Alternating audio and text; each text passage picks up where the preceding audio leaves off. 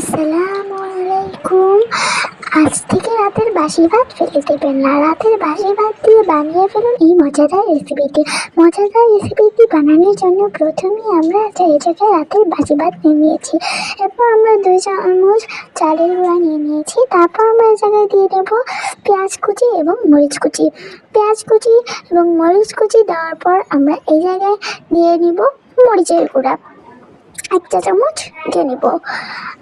তারপর আমরা এই জায়গায় মরিচের গুঁড়া দেওয়ার পর আমরা দিব হলুদের গুঁড়া। তারপর আমরা হলুদের গুঁড়া দেওয়ার পর আমরা দেবো জিরার গুঁড়া 1 চা চামচ জিরার গুঁড়া দিয়ে নিব।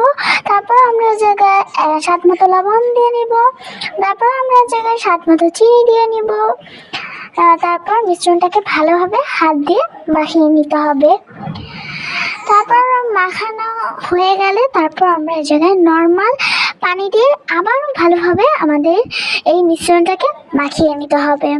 দেখতে পাচ্ছেন আমরা ভালোভাবে মিশ্রণটাকে মাখিয়ে নিচ্ছি। এরপর এই যে ফাইনাল লুক। এরপর আমরা কড়াইতে সাদা তেল গরম হতে দিয়ে দিয়েছিলাম। তারপর আমরা সাদা তেলের ভিতর ছেড়ে দিলাম এই পকোড়াগুলো নিতে।